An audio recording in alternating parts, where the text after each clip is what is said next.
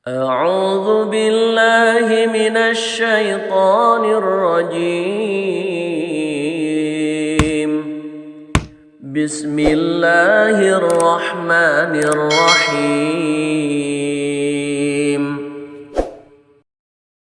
Assalamualaikum warahmatullahi wabarakatuh.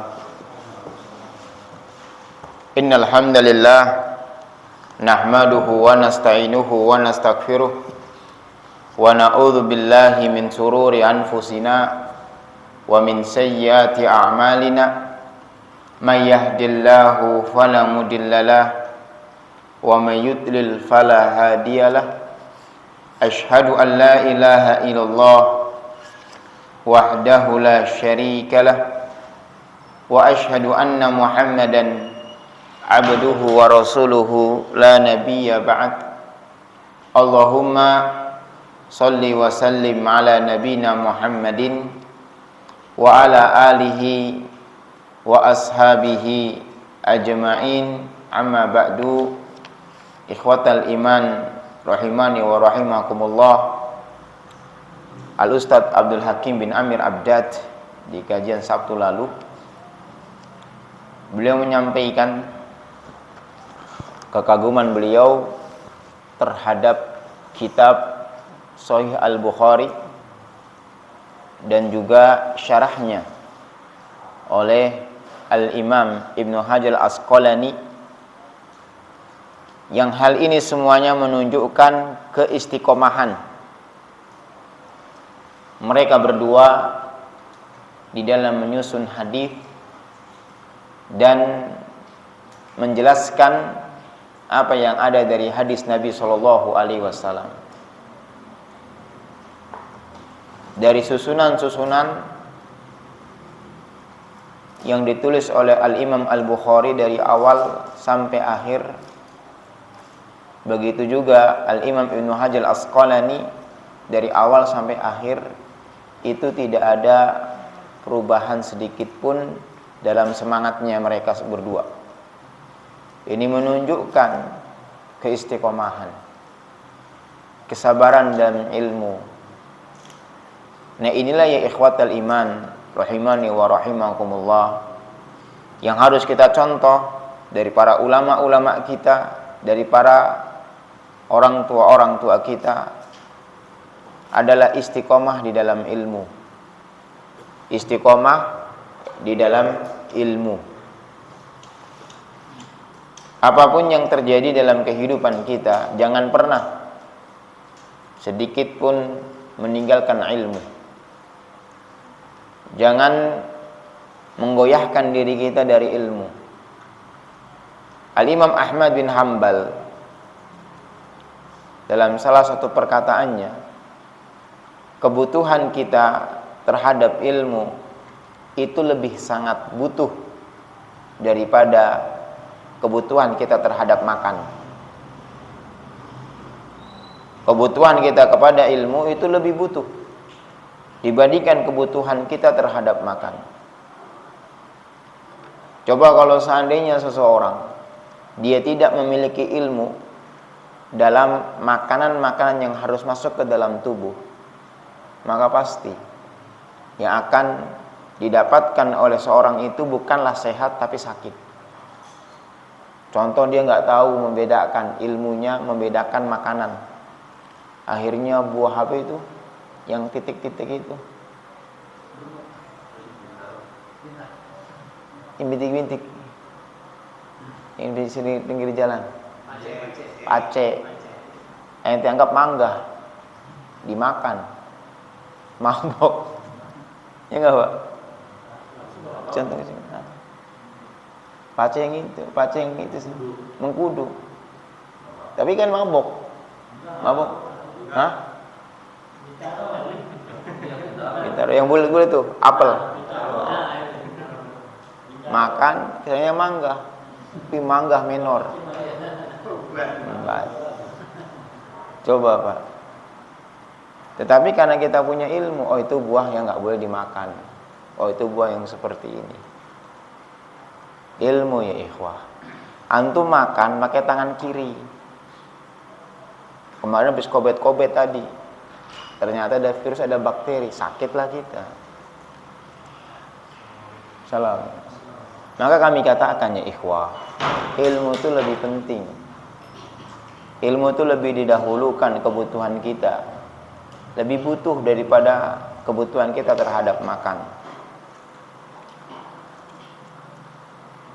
Makanya Ustaz Abdul Hakim itu menyelesaikan pembahasan kitab Sahih Bukhari itu puluhan tahun, Pak. Dari tahun 80 baru selesai tahun 2021 atau 2022 itu. Diulang lagi oleh beliau. Inilah keistiqomahan dalam ilmu yang harus kita biasakan. Istiqomah dalam ilmu, paham ataupun tidak, duduk sudah di dalam majelis ilmu, dikaji. Insya Allah kita akan bahas kembali masalah fikih nih. Fikih. Kita masuk tayamum ya. Tayamum. Si Toro, Pak Toro salah kasih judul itu. Mandi junub. Kayaknya dia senang mandi junub kayaknya. Kita lanjutkan pembahasan tentang masalah tayamum. Tayamum. Sebagaimana dalam firman Allah Subhanahu wa taala, wa in kuntum marudha au ala safarin au jaa ahadum minkum minal ghaid au lamastumun nisa falam tajidu ma'an, jika tidak mendapatkan air, jika tidak mendapatkan air, apa dikatakan? Fatayammamu, maka bertayamumlah, bertayamumlah, sha'idan thayyiban, dengan debu yang bersih, dengan debu yang bersih. Famsahu biwujuhikum, basuhlah wajah kalian, wa aydiyakum minhu, wa aydikum minhu, dan tangan kalian. Allah Subhanahu wa taala katakan tayamumlah wajah kalian dan tangan. Ketika kapan? Tidak mendapatkan air. Tidak mendapatkan air itu ada beberapa hal. Pertama, karena dia nggak bisa menggunakan, karena sakit. Nggak memungkinkan untuk menggunakan air. Mungkin di bagian kepalanya atau di bagian kakinya ada sakit yang begitu parah. Nggak memungkinkan untuk harus menggunakan air. Atau memang dia tidak mendapatkannya itu karena kemarau. Naudzubillah min zalik, ini kemaraunya berkepanjangan. Atau dalam sebuah perjalanan yang dia memang kehabisan uang, tinggal beberapa receh di kantongnya, kalau dia pakai buat membeli air akan termudoroti perjalanan safarnya. Maka pada kondisi seperti ini tayamum, bertayamum seperti itu. Dan tayamum itu disyariatkan, dan inilah kemudahan Allah Subhanahu wa taala. Allah inginkan kepada kita itu kemudahan, bukan keberatan. Paham ini, Pak? Wa qala Rasulullah sallallahu alaihi wasallam, innas sa'idat thayyibat tahurul muslim wa illam tajidul ma'a asrosinin. Sesungguhnya debu yang baik itu mensucikan bagi seorang muslim walaupun dia tidak mendapatkan air selama 10 tahun. Dia nggak mendapatkan dengan waktu yang panjang sekali sehingga menyebabkan dia tayamum terus, itu tidak dipermasalahkan selama memang mendapatkan tadi masalah tidak menemukan air. Tapi jangan sampai seperti yang Anda dapatkan kelompok LDII, itu ngasal-ngasal ibadahnya. Hati-hati ini, Pak. LDII. Teman Anda dapatin di Masjidil Haram, pas musim Ramadan 10 hari terakhir. Akhirnya kalau di sana itu kan biasanya air Zam-Zam di keran-keran itu kan dimatikan, Pak. Biasanya kalau kita itu bisa berwudu lewat situ meskipun nggak ke WC, toilet. Cukup dari keran-keran yang ada di Masjidil Haram air Zam-Zam itu. Tapi kalau pas Ramadan siang hari itu dimatikan semua, Pak. Akhirnya nanya hari Jumat, Pak, saya batal. Kalau mau wudu kemana? Harus keluar. Ke toiletnya Haram di luar. Itu kan nggak bisa nyala, nggak bisa. Kalau puasa itu siang-siang dimatikan semua. Nanti dihidupkan tuh pas mau asar. Itu baru pada hidup semua. Seperti itu. Nah, akhirnya apa? Dikatakan, udahlah, saya mau tayamum atau yang lainnya, dikatakan. Nggak boleh seperti itu. Atau action di hadapan Allah Subhanahu wa Ta'ala. Nggak boleh seperti itu. Al-Imam Ibnu Qudamah ini kata apa? Tala'ub, bermain-main terhadap syariat Allah Subhanahu wa Ta'ala. Kalau kita tidak mendapatkan air, boleh langsung tayamum. Dengan nanti ada beberapa kriteria. Jelas ini, Pak. Al-asbabul mubihatu lahu, sebab-sebab yang dibolehkan tayamum. Sebab-sebab yang dibolehkan tayamum, yubahu tayamum indal ajzi anil istimali alma. Dibolehkan tayamum itu ketika memang lemah dari menggunakan air. Dia nggak mampu gara-gara sakit. Dia nggak bisa. Atau memang dingin yang sangat. Kalau antum menggunakan air, malah apa bisa memberikan kemudaratan. Ini seperti di Siberia, di daerah-daerah dekat Rusia. Itu kalau dingin itu bisa minus berapa itu. Bahkan di Qatar saja. Teman-teman Qatar itu kadang cerita, itu kalau di Qatar atau daerah-daerah Riyadh ke sana, itu kadang-kadang katanya, Pak, kata mereka, keran itu bisa beku, Pak, airnya. Makanya kita ini masih alhamdulillah. Cuacanya itu masih alhamdulillah lah. Syukuri nikmat ini. Atau karena hilangnya, emang nggak ada kemarau panjang, kering kerontang, dia mau cari air susah sekali. Seperti di Palestina. Anda dapatin video ya ikhwah, ketika di boikot air dari Palestina itu oleh Yahudi, mereka tetap melaksanakan sholat dengan cara tayamum. Nah, kita ini yang kadang-kadang miris, menyedihkan. Masih aman, air masih dapat, sholat ditinggalin. Cuman gara-gara ma'isyah kerjaan, cuman gara-gara kecapean, cuman gara-gara males, atau gara-gara kemudaratan dari menggunakan air karena sakit. Nah, itu boleh diganti tayamum, tuh boleh. Atau gara-gara dingin yang sangat sekali. Dingin yang sangat sekali. Antum naik ke Surya Kencana sana, Gunung Gede.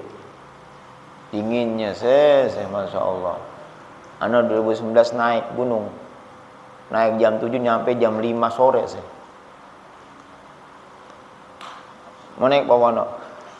Kerja.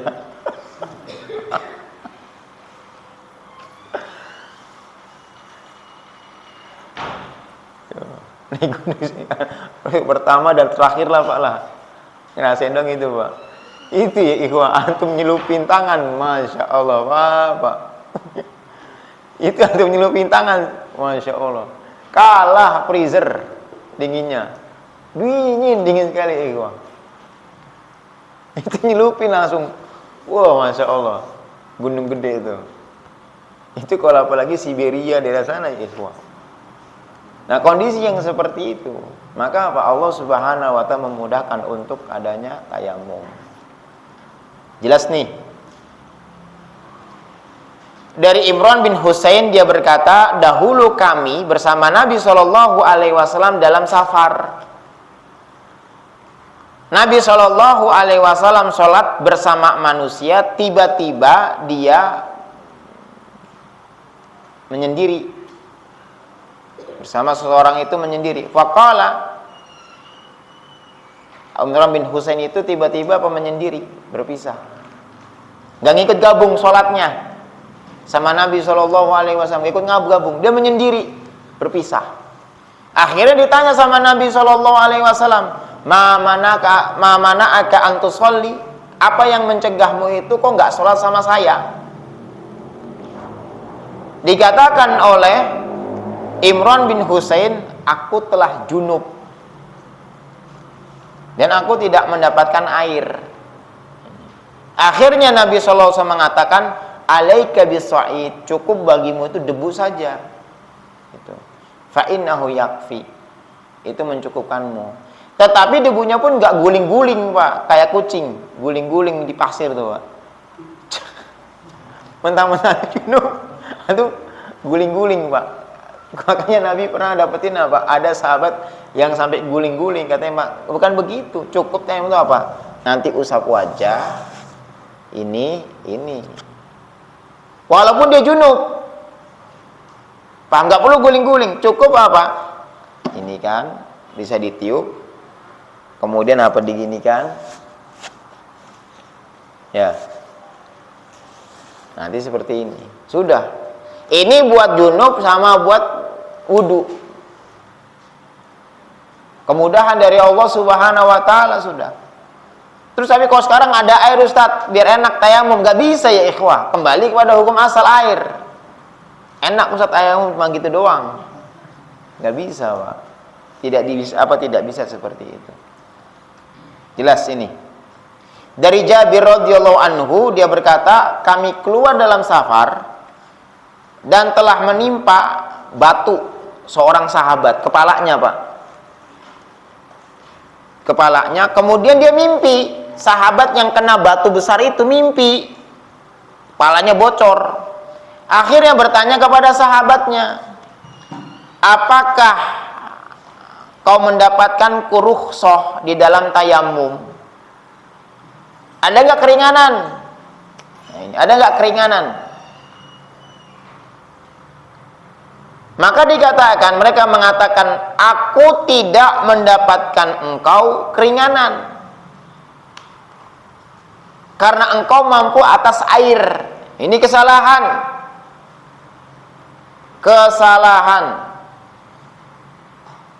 Orang tuh penting mengetahui kadar diri, itu penting.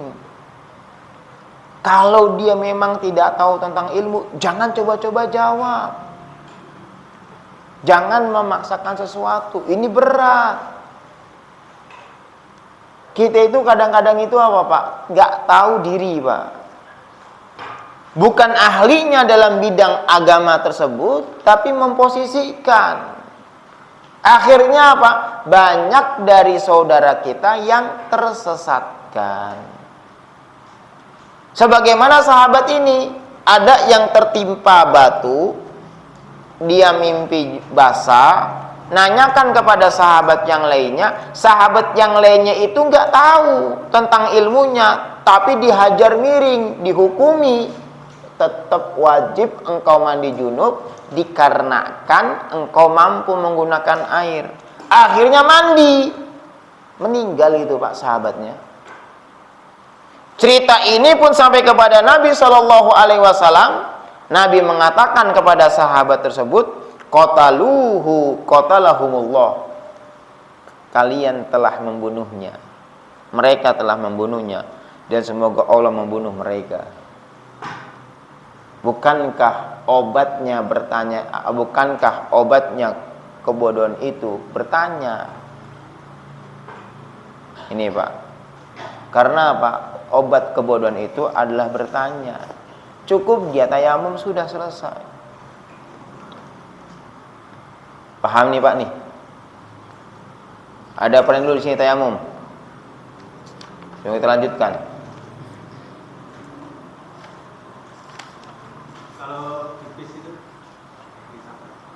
Bis sekarang banyak toilet. Air dulu. Ada nggak toilet sekarang? Ada.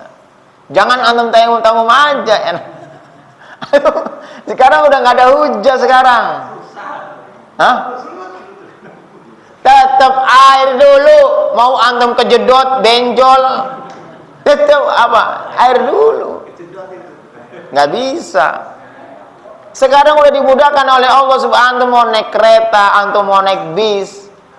Sekarang udah minimal ada kamar mandinya. Udah nggak ada hujan lagi. Bahkan bersyukur. Bersyukur bagaimana? Antum kalau waktunya berangkat sore, kadang-kadang Subang udah istirahat dulu, bisa di jamak dan qashar di Subang, ya kan? Walaupun Solo sama lah, ya kan? Nanti maghribnya kalau antum ikut rutenya utara, insya Allah sampai sebelum subuh, sholat subuh, udah nggak ada alasannya, ikhwah. Untuk meninggalkan syariat itu udah nggak ada alasan. Kini ini yang gampang-gampang bermudah-mudahan. Inilah ya ikhwah. Hati-hati dengan sikap-sikap yang bermudah-mudahan. Bergampang-gampangan. Dalam segala aspek. Akhirnya apa? Ya seperti apa yang didapatkan oleh sebagian kita. Sampai dalam masalah tayamum dan lainnya. Jelas ini. Ada lagi pertanyaan? Silakan.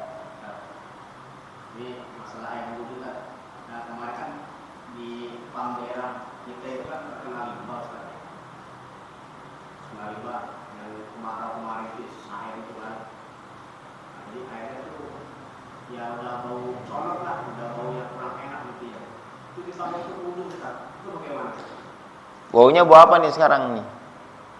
Tercampurnya antum sudah pasti belum tercampur dengan yang najis. Ya, antum harus pastikan dulu. Hati-hati dengan sikap was-was. Itu. Intinya, kemarin pun juga Al-Ustadz Abdul Hakim bin Amir Abdat pun menjelaskan ketika babul wudu, menjelaskan juga di dalam babul wudu dari dari Sahih Bukhari katakan sesuatu itu najis ketika memang terjatuh dengan yang najis. Kemudian terubahlah dari salah satu dari 3 sifat itu. Kalau antum tidak, rubahnya itu tidak disebabkan dengan terjatuhnya perkara yang najis, maka apa? Nggak ada masalah. Contohnya seperti apa? Ada air yang berubah rasanya, warnanya, baunya, tapi tidak terjatuhi najis, tapi suci. Apa? Ada nggak? Air yang tidak terjatuhi najis, tapi padahal udah berubah rasanya, warnanya, baunya, tapi nggak dihukumi najis. Teh itu suci. Nggak boleh buat wudu. Ini boleh buat wudu. Apa itu? Air kelapa nggak kena najis. Tapi apa? Dan rasanya mungkin. Tapi boleh nggak tuh wudu pakai air kelapa? Nggak boleh. Nggak boleh. Dibolehkan. Karena apa? Udah jauh kemutlakan dia. Air apa? Air laut. Air laut kena najis nggak dia? Rasanya berubah, warnanya berubah, baunya berubah. Tetapi kalau ada air yang dia itu terjatuh dengan najis, nah ini tercampur. Nah sekarang kemarin untuk air pump, yakin nggak itu tercampur dengan yang najis? Ya walau kita kembalikan kepada mereka yang bertanggung jawab. Mereka yang bertanggung jawab. Walaupun ada baunya dan lainnya. Nah kalau terjadi bau itu diindapin, hilang nggak baunya? Hah? Bau apa itu? Baunya apa baunya?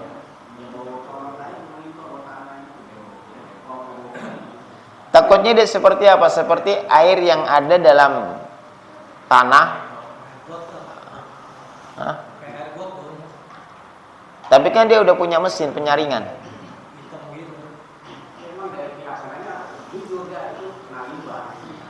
Iya, tapi ya warna hitam gitu warnanya. Ya lebih baik ya dihindari lah. Lebih baik kalau memang seperti itu, mengganti air tanah, lebih baik dihindari. Kalau memang ada bau, apalagi mereka mengatakan ada limbah, lebih baik kita pakai air tanah, menghindari seperti itu. Tapi sekarang udah mendingan. Kalau memang ada informasi dari situ, baik pakai air tanah. Seperti itu. Ada lagi, Pak?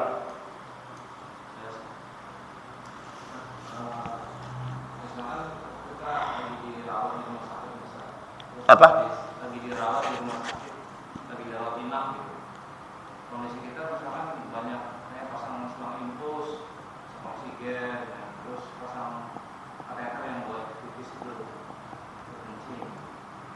Itu dibolehkan nggak kayak?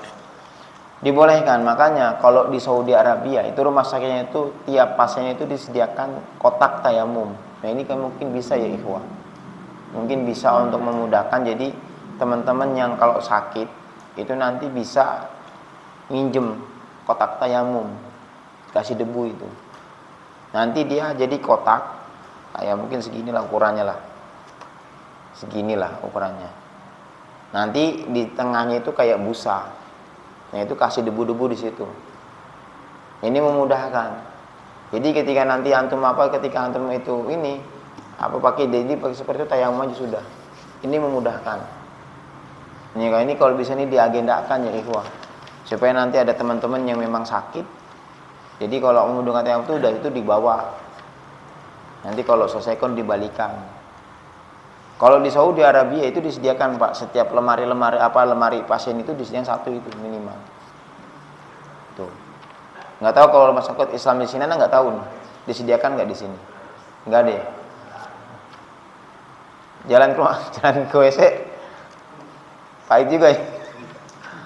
Jadi kalau bisa ya ikhwah, antum kalau itu pesen, jadi semacam kayak kotak gitu, nanti tengahnya itu ada busa. Antum taburin itu pasir atau taburin debu. Jadi soid itu ada dua maknanya. Bisa maknanya debu, bisa maknanya itu tanah. Itu. Bisa juga masukin kotak itu masukin tanah itu nggak masalah. Masukin tanah jadi nanti yang penting jangan bunga pasir nanti masukin. Kalau pakai ini gimana? Hah? Ini belum tentu, ini ada nggak ini? Nah ini nggak tahu ini ada debunya nggak? Walau ada debunya. Kalau dindingnya ada debunya nggak apa-apa. Masa orang sakit jingkrak di atas kasur kan? Ngambil di atas. Cuma nggak tahu nih di sini ada nggak debunya.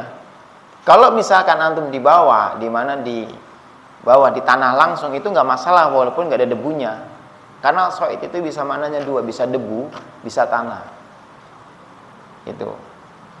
Jadi apa? Jadi misalkan yang tanah itu langsung nggak dipermasalahan walaupun nggak ada debunya Pak.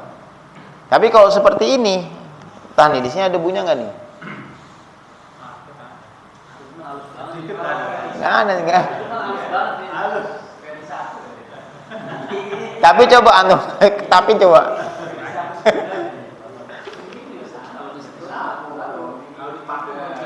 Yang penting debunya ada apa enggak? Kalau debunya enggak ada, kenapa dikatakan soid? Dia harus dengan apa? Dengan soid tersebut. Perantara nyambung gitu. Enggak lah. Kan apa? Dia kalau pasien itu kan udah bisa berapa Depen?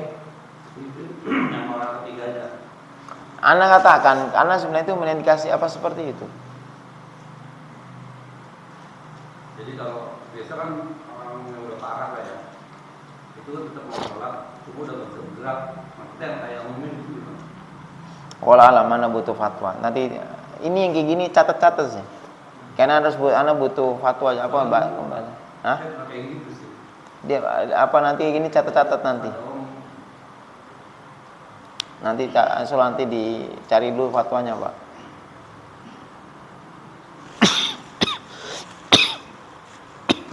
Dan ini ya ikhwah, kalau bisa itu dibuat kotak isinya tanah, memudahkan saudara kita itu. Ada lagi? Selain tanah nggak bisa ya? Debu. Debu, tepung. Tepung nggak bisa lah, tepung mau buat bikin combro. Gitu gimana? Gak bisa lah gimana. Tepung itu kan dari apa? Dari gandum kan?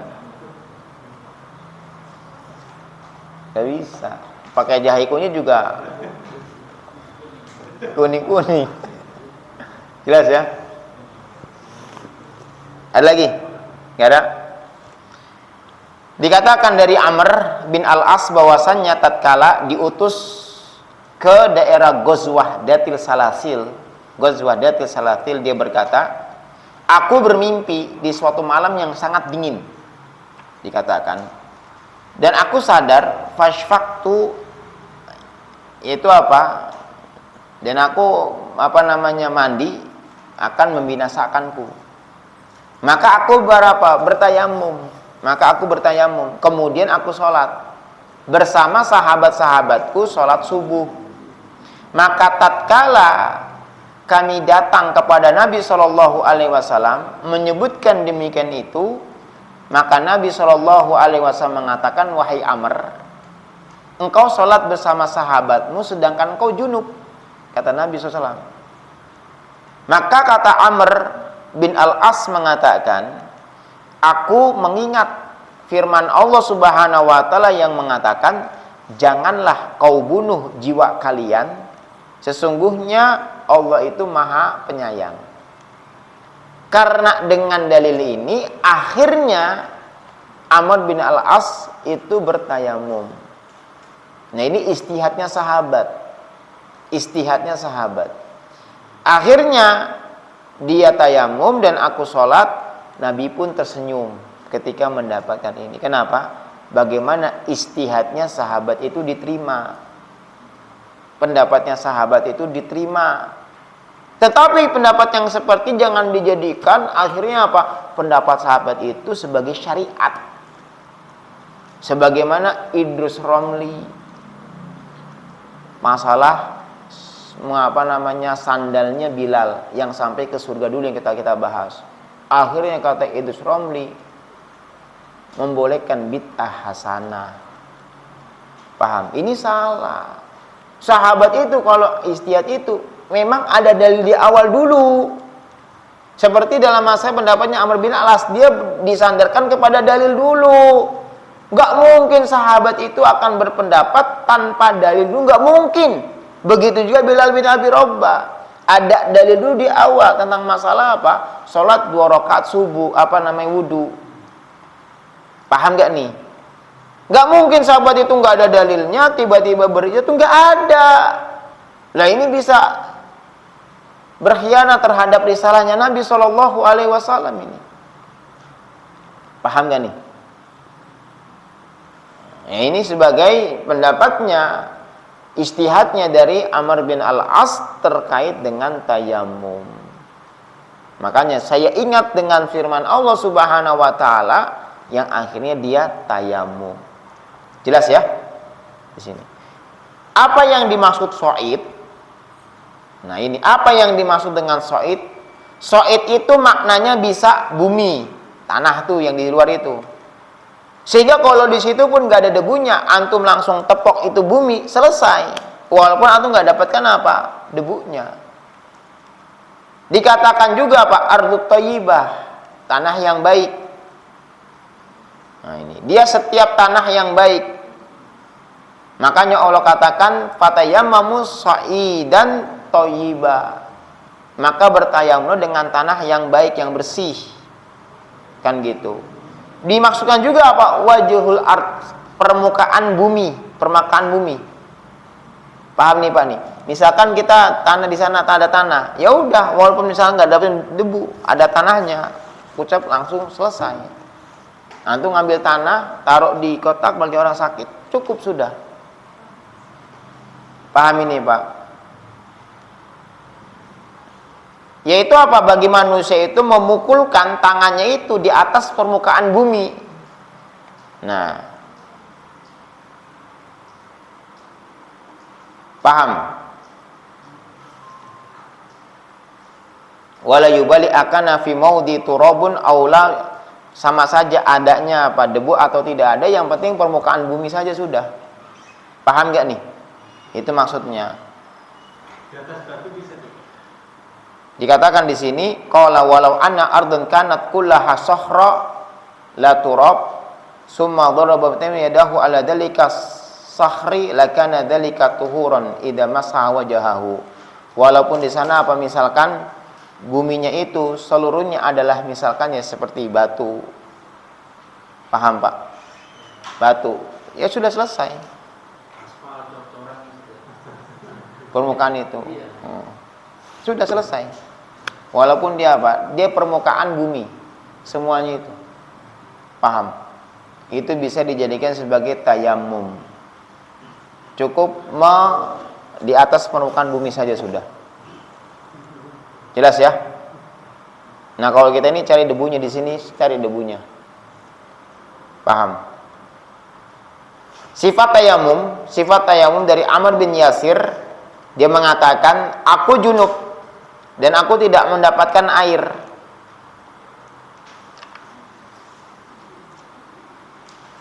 Yang kemudian apa?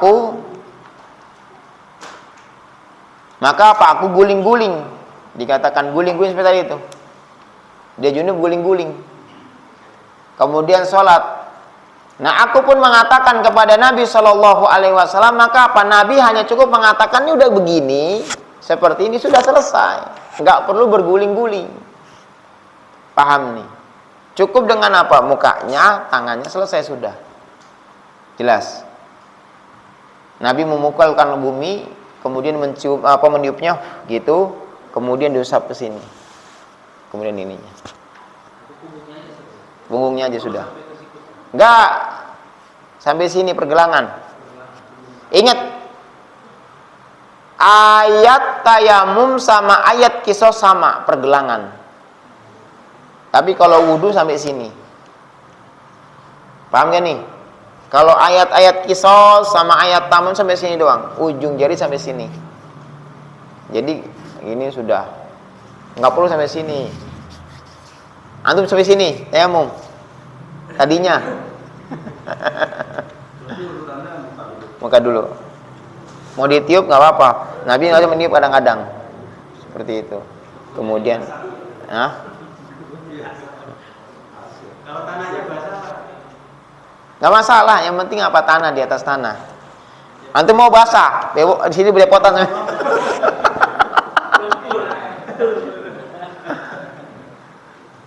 Paham nih? Jelas Pak?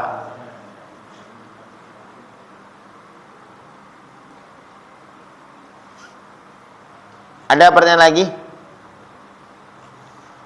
Nggak ada? Pembatal wudu, pembatal tayamum. Tayamum pembatalnya sama seperti pembatal wudu. Kentut, buang air kecil, buang air besar, itu pembatalnya. Begitu juga Pak, ketika antum mendapatkan air, maka membatalkan itu. Contohnya, ini antum mau sholat isya, nggak dapetin air, antum sang tayamum. Ya, tayamum. Rame di luar, ada air. Atau hujan turun besar misalkan. Antum tandangin, antum udah harus wudu sekarang. Mumpung belum masuk. Tapi kalau misalkan dia sudah melaksanakan sholat isya dengan tayamum, tiba-tiba setelah sholat isya dapetin air, gimana? Ngulangin nggak? Pendapat yang paling kuat nggak mengulangi. Kenapa? Karena antum sudah menyelesaikan sholat dengan yang disyariatkan. Tapi kalau antum belum mendapatkan mendapatkan air sebelum sholatnya, maka apa? Antum harus ganti. Tapi kalau antum udah selesai. Kenapa? Karena antum telah menyelesaikan ibadah sesuai dengan syariatkan. kemudian dari Allah Subhanahu wa taala. Jelas ini, Pak? Ada pertanyaan di sini?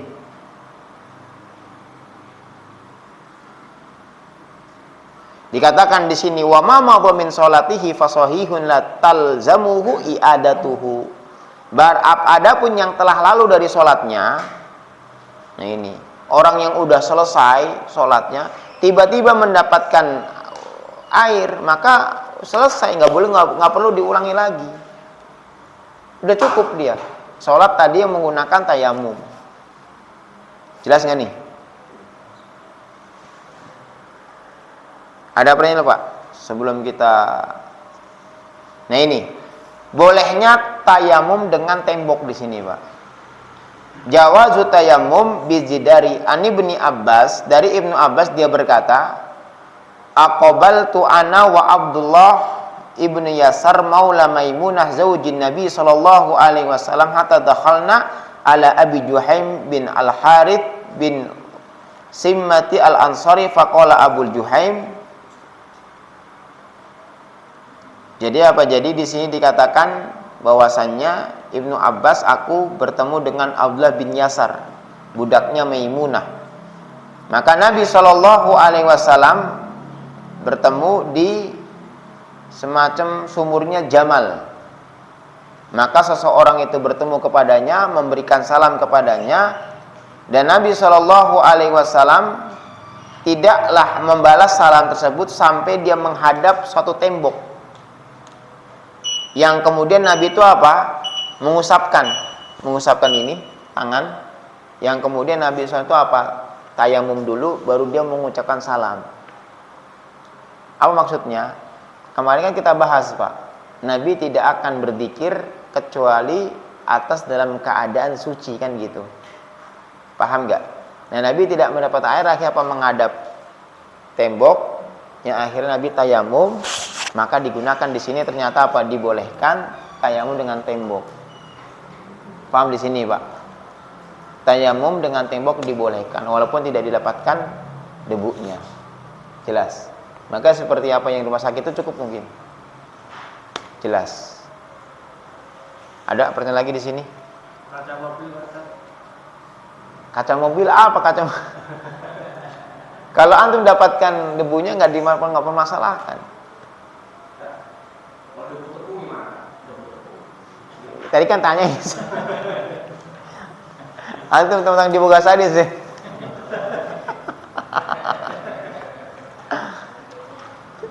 Biar tepung laku terus ya. Nggak bisa ya, ikhwah. Nggak bisa. Ada lagi, Pak?